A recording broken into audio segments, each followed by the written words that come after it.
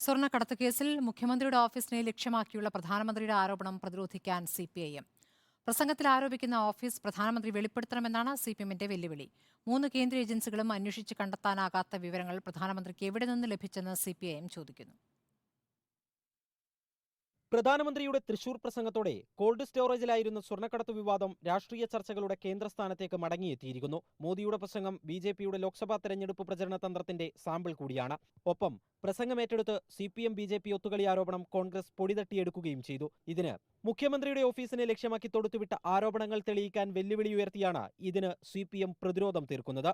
കുറ്റപത്രത്തിൽ പറയാത്തൊരു കാര്യം, അന്വേഷണ ഏജൻസികൾക്ക് കണ്ടുപിടിക്കാൻ പറ്റാത്തൊരു കാര്യം ഇപ്പോൾ പ്രധാനമന്ത്രി വെളിപ്പെടുത്തിയിരിക്കുകയാണ്. സ്വാഭാവികമായും അദ്ദേഹത്തിനറിയാം ഏത് ഓഫീസാണ് ഇതിൻ്റെ പിന്നിലുള്ളത് എന്നുള്ളത്. അത് നിയമത്തിൻ്റെ മുമ്പിൽ വെളിപ്പെടുത്താൻ അദ്ദേഹം നിർബന്ധിക്കപ്പെട്ടിരിക്കുകയാണ്. ആരോപണം ഉന്നയിച്ച പ്രധാനമന്ത്രിയുടെ പാർട്ടിയിലേക്ക് കേസിന്റെ അന്വേഷണം നീണ്ട കാര്യവും സിപിഎം ഓർമ്മിപ്പിക്കുന്നു. ബിജെപി RSSലേക്ക് ഇതിന്റെ മുന നീണ്ടുപോയി. അങ്ങനെയാണല്ലോ ഇതിലെ കഥാനായിക RSSന്റെ ക്യാമ്പിലെത്തിയതും അവർ സംരക്ഷിച്ചതും അവർ ജോലി കൊടുത്തതും ഇപ്പോഴും അവർ കൊണ്ടു നടക്കുന്നതുമൊക്കെ. അതുകൊണ്ട് ഇപ്പോൾ അവരുടെ നേരേക്ക് ഇത് ചാടിക്കടന്നിരിക്കുകയാണ്. വിവാദം രാഷ്ട്രീയമായി ഉപയോഗിക്കാനുള്ള പ്രതിപക്ഷ ശ്രമം തടയാനുള്ള നടപടികൾ സിപിഎം സംസ്ഥാന സെക്രട്ടേറിയറ്റിൽ ചർച്ചയായെന്നാണ് സൂചന. കൂടാതെ സ്ത്രീ സുരക്ഷയടക്കമുള്ള പ്രധാനമന്ത്രിയുടെ അവകാശവാദങ്ങൾ തുറന്നു കാണിച്ചും സിപിഎം പ്രചരണം ശക്തമാക്കും. റിപ്പോർട്ടർ, തിരുവനന്തപുരം.